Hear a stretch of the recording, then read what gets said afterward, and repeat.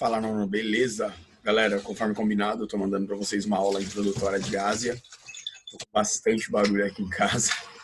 Tá tendo uma obra aqui, um entulho, enfim, tá meio complicado. Peço perdão para vocês, mas desenvolvo com vocês, né, a introdução desse tema, porque senão a gente fica atrasado na apostila, tá?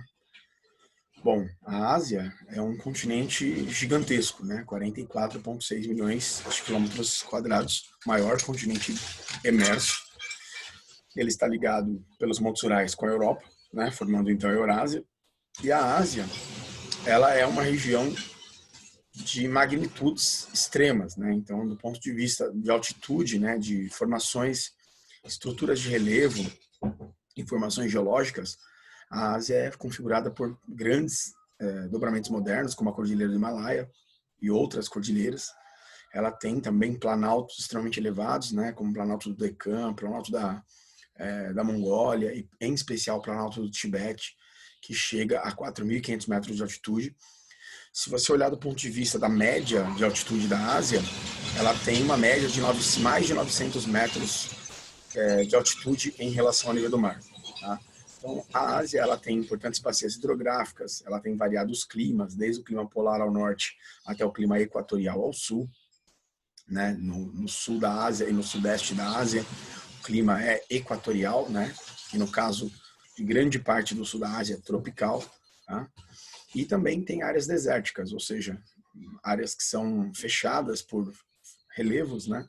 Montanhas e planaltos, que impedem a passagem de umidade, favorecendo então a formação de desertos. Okay? Vou compartilhar com vocês um esqueminha de aula que eu fiz aqui, para que vocês possam acompanhar um pouco melhor o que eu estou falando. Tá?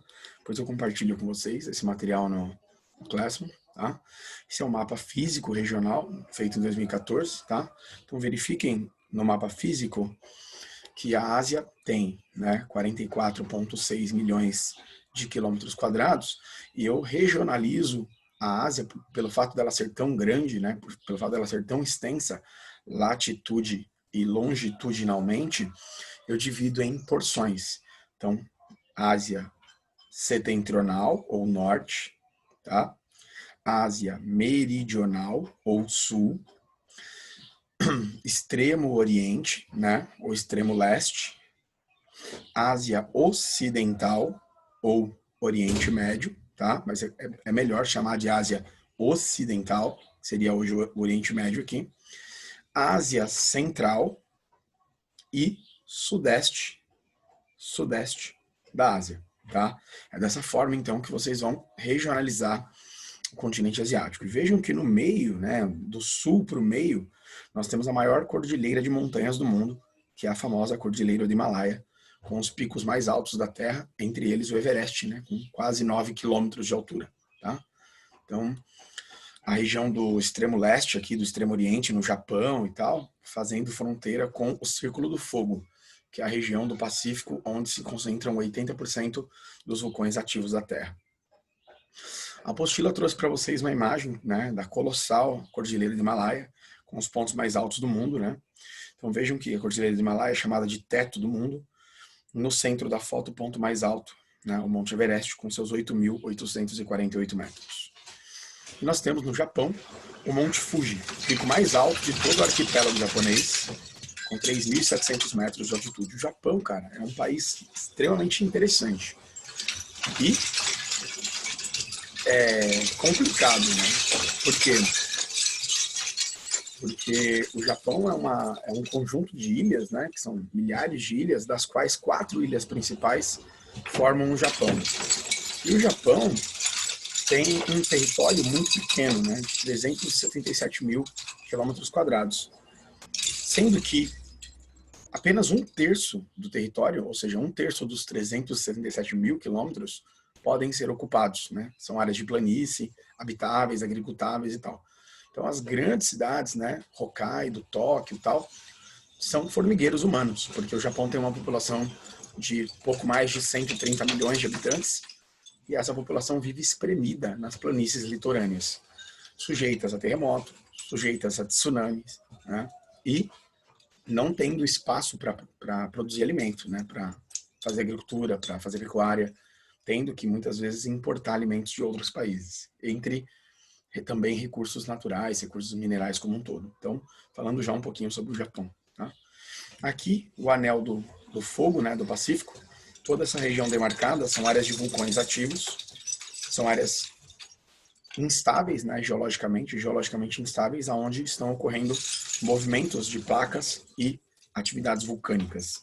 Por isso que nessa região da Oceania, do sudeste da Ásia, do extremo oriente da Ásia, na costa oeste da América do Norte, costa oeste da América Central e América do Sul, nós temos formações de terremotos, né, formação de montanhas e tsunamis, ok?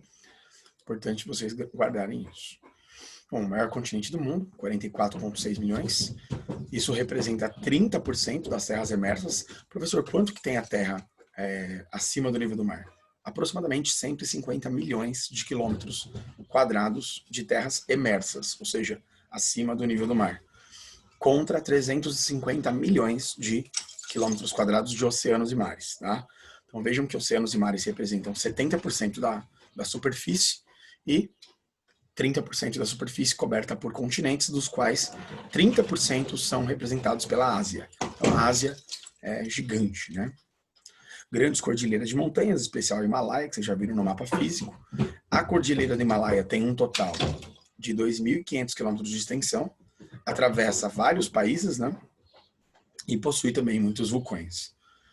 Povos diversos ocuparam e se adaptaram nessas áreas há milhares de anos, tá? Em especial aqui nós vamos citar, tem vários povos, né? Os mesopotâmicos, indianos, chineses, os paquistaneses, né? Os persas. Nós temos os tibetanos, né? Que vivem em um planalto que chega a 4.500 metros de altitude. Como que eles vivem numa região, se tem essa altura, obviamente é frio, né? Como que eles produzem alimento e tal? Vivem da agropecuária e vivem do comércio local, tá? Que é a região do Tibete. Essa região é uma província autônoma da China, tá? A soberania sobre o território pertence ao governo chinês e há inclusive um conflito que nós vamos estudar nas próximas aulas envolvendo o desejo, né, do Tibete de se separar da China e de se transformar numa nação independente. De forma geral, o governo da China, que é uma ditadura de partido único, oprime essas populações, obrigando-as a se manterem submetidas ao governo de Pequim. Tá? E o que é interessante é que essa região é uma região seca, né? Chove pouco nessa região, mas ela é estratégica, né? Tem recursos naturais, é possível produzir energia elétrica nas regiões ao sul, né? Então a China, porque ela precisa muito de matéria-prima, ela não abre mão, tá, desses territórios. Isso pode gerar, inclusive, conflitos, atentados terroristas, etc. e tal. Tá? Bom, o budismo tibetano, tá, seria um budismo caracterizado por algumas visões de mundo próprias dos tibetanos. Eles lutam por autonomia, como eu já falei, né? Esses planaltos, gente, que nós estamos falando, o planalto, né, do Tibete, os planaltos da Ásia, né, do Deccan, na Índia, da Arábia, do Irã, da Mongólia, esses planaltos, assim como no Brasil, eles estão sofrendo erosão, né? Estão sofrendo erosão há alguns milhões de anos. Então eles vão perdendo, com o passar do tempo, a sua altitude, né? Eles vão perdendo material e a altitude vai se tornando um pouco mais modesta. Tá? Mas de forma geral são planaltos gigantescos, né? Por exemplo, os do Brasil não ultrapassam 1.000 metros, né? Na Ásia ultrapassam 4.000 metros. Quer dizer, verifiquem que a Ásia tem proporções de altitude muito maiores do que o restante do mundo. Tá? As planícies, que são as áreas mais baixas, né? Que sofrem processo de sedimentação, de forma geral na Ásia elas se concentram no sul. Tá? No sul do continente, nas regiões costeiras, nas margens dos rios, na foz, ou seja, onde o rio termina, né? Onde o rio deságua as suas águas. Tá? E a Ásia também possui regiões desérticas, como o deserto de Gobi, tá? Na Mongólia, e o deserto de Makai Ataklan, na região da Ásia Central. As barreiras naturais impedem a chegada de umidade, formando esses desertos. Tá? Então imagina que a cordilheira do Himalaia, ela faz uma barreira que impede a entrada de umidade, e aí quando não tem umidade, né, obviamente, caracteriza então uma região árida ou desértica. Os regimes de monções, pessoal, é muito importante aprender o regime de monções, porque cai bastante em todo tipo de prova, tá? Na verdade, o que acontece no regime de monções é o seguinte: quando é junho, julho, agosto, ou seja, quando é verão na Ásia, os ventos sopram do continente, né? Ou seja, o continente vira uma área de... Desculpa, é o contrário, né? quando é verão na Ásia, a Ásia vira uma área de baixa pressão, ou seja, o ar ascende, o ar sobe. Já o Oceano Índico vira uma área de alta pressão, ou seja, o oceano está mais frio. E aí sopram ventos do oceano em direção ao continente, do Oceano Índico em direção ao sul da Ásia. E o que acontece quando essas massas de ar chegam no sul da Ásia? Massa de ar quente, úmida, se desloca em direção massa de ar fria, né, mas porém úmida, porque sai do oceano, se desloca em direção ao continente, chocando-se com a massa de ar quente, porque, né, se é verão na Ásia, forma uma área de alta pressão, uma área quente, criando chuvas torrenciais, chuvas muito intensas. Então, nos meses de verão, chove muito na região sul da Ásia, tá? Sul, sudeste e tal. E quando é inverno, é o contrário, né? Então, inverno, no continente asiático, forma-se uma área de alta pressão, os ventos sopram das cordilheiras em direção ao oceano.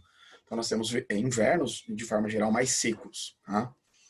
Para ficar mais fácil de entender isso, é importante vocês olharem essa imagem aqui. Ó, tá? Então, o que eu tenho aqui? Né? Quando é inverno, ó, a Ásia vira uma área de alta pressão, ou seja, os ventos frios soprando da cordilheira em direção ao oceano. Tá? Então, inverno seco, não tem chuva. No verão, aqui é o que, gente? Aqui é dezembro, janeiro, fevereiro, né? E aqui, no verão, junho, julho, agosto, a Ásia vira uma área de alta pressão, tá? Ou seja, ela se aquece, o ar ascende e o oceano fica mais frio. Então, o oceano forma uma área de alta pressão, direcionando ventos que, ao se encontrar com as massas de ar quentes do sul da Ásia, formam essas chuvas torrenciais que eu estou explicando, tá? Então aqui, ó, ventos frios soprando da Ásia, né, no inverno, e ventos quentes soprando do Oceano Índico em direção à Ásia no verão.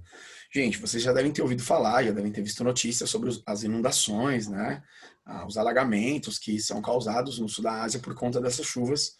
Até aquelas crianças que ficaram presas naquela caverna, né, com aquele professor, infelizmente morreu lá, um resgatista. Foi por conta desses volumes de chuva que são abundantes. De forma geral, nono ano, o sul da Ásia tem um clima parecido com o Brasil, né? Um clima tropical, com duas estações bem definidas. O verão é quente e chuvoso e o inverno é ameno e seco, tá? Então o sul da Ásia tem um clima bastante parecido com o Brasil. O sudeste da Ásia também, né? Mas aí seria mais um clima do norte do Brasil, né? Que é o clima equatorial, tá bom? Esse mapa, ele mostra a densidade demográfica da Ásia. Então vejam que aonde que está a maior parte da população, né, do continente mais populoso do mundo. A Ásia é o maior continente, 46,6 milhões de quilômetros quadrados, e é o mais populoso, 4,5, 4,6 bilhões de habitantes. 59% da população da Terra vive na Ásia. Tá? Um terço vive na China e na Índia. A Índia tem 1,3 bilhões de habitantes e a China tem 1,4 bilhões de habitantes. Os outros países são gigantes também, né? Indonésia, Japão, Paquistão, enfim, Bangladesh, né? São populações muito grandes, né? Parecidas com o Brasil, inclusive, tá? E é uma mistura de povos muito grande, desde o islamismo até o hinduísmo, né? O budismo. No Japão, o shintoísmo, né? Então tem várias religiões espalhadas aí nesses territórios. A gente vai ter uma aula específica de religião para a gente falar um pouco melhor, tá? Aí, regime de monções. Essas chuvas causam destruição e morte, tá? Inclusive, eu vou deixar algumas matérias para vocês verem sobre isso. Por outro lado, garantem a sobrevivência de um terço da população da Terra que vive nessa região. Se não fosse por essas chuvas, não haveria agricultura, tá? Então, várias civilizações importantes, históricas, se desenvolveram às margens desses grandes rios. Vocês devem ter estudado isso, inclusive, no sexto ano com a Helena, né? Nos rios Huanghe e Yangtze, né? Surgiram as civilizações chinesas. No rio Mekong, que corta Laos, Camboja e Vietnã, que a gente chama de Península da Indochina, né? Dando origem a esses povos. O rio Indo banha as regiões de planície da Índia e do Paquistão, dando origem, né, à civilização indiana, paquistanesa. Os rios Tigre e Eufrates formam um oásis no meio do deserto, na região da Mesopotâmia, que corta hoje principalmente o Iraque, né? E aí nessas regiões nascem as grandes civilizações hidráulicas, né? Com mais de 5.000 anos de história. E esses rios, todos de forma geral, eles nascem nas regiões altas, né? Nas regiões de montanha, nas cordilheiras, nas regiões de planalto, tá? Então são rios que banham e drenam áreas que muitas vezes são áridas ou semiáridas. Então, se não fosse pela presença desses rios, não haveria agricultura, né? Não haveria possibilidade de desenvolvimento dessas civilizações. E não é à toa, né, que a maior parte da população vive nessas regiões próximas às grandes bacias hidrográficas, tá? Onde tem mais rios são as regiões mais densamente povoadas, tá ok? Com mais de 100 habitantes por quilômetro quadrado. Os maiores formigueiros humanos da Terra estão nessas regiões mais escuras que vocês estão verificando aí no mapa, tá? Bom, o Ganges, galera, vocês com certeza já viram, né? É considerado um rio sagrado, né, pela população da Índia. A população é predominantemente hinduísta, né? É uma religião politeísta, eles acreditam em vários deuses e, e, e consagram animais e também recursos naturais como a água, né? Como o rio. 80% da população da Índia é hindu, né? E eles acreditam que o rio Ganges ele purifica os povos, a população dos pecados. Na verdade, o rio é completamente poluído, tá? O nível de bactéria é gigantesco, tá? Isso faz, inclusive, com que as pessoas morram, porque eles jogam corpos lá, eles se banham, eles bebem a água, eles...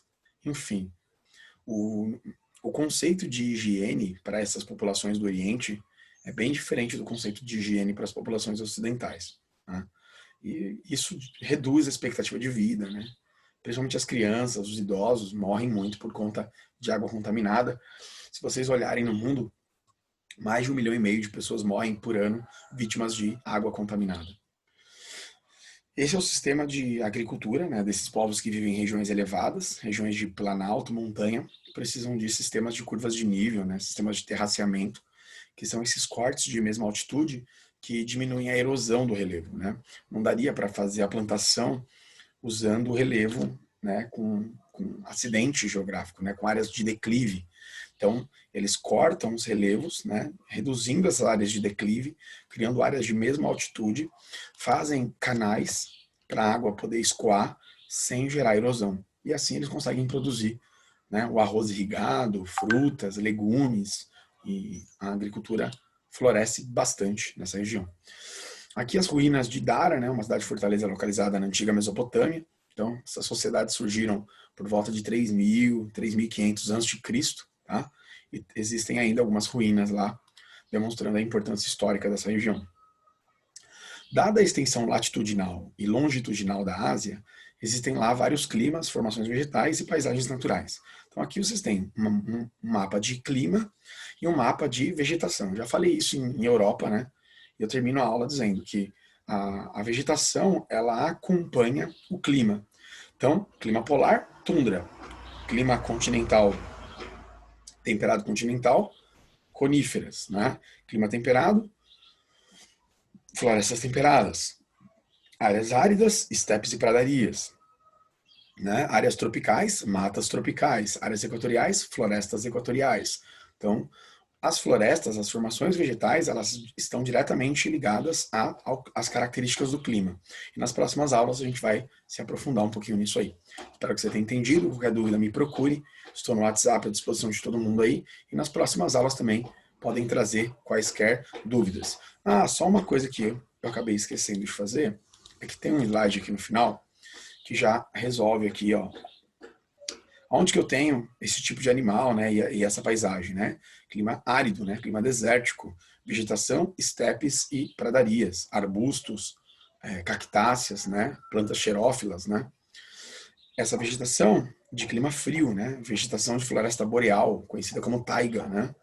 São os pinheiros, né? Que são em forma de cone, com folhas pontiagudas, aciculifoliadas. Aqui nós temos florestas de clima tropical e equatorial, no sul da Ásia. Então aqui seria Oriente Médio, Ásia Central, aqui seria o norte da Ásia, aqui seria o sul da Ásia, né, tropical e equatorial, e aqui é o clima polar, né, típico do extremo norte da Ásia. ok? Então, clima polar, vegetação tundra e taiga, né? Tundra e taiga, né? Aqui, vegetação floresta tropical e equatorial, floresta boreal ou floresta de clima temperado, né? Coníferas e estepes e pradarias, junto com cactáceas também. Mas é mais comum estepes e pradarias, tudo bem? Bom, agora sim a gente finaliza aí, então. Agradeço vocês pela aula e até a próxima.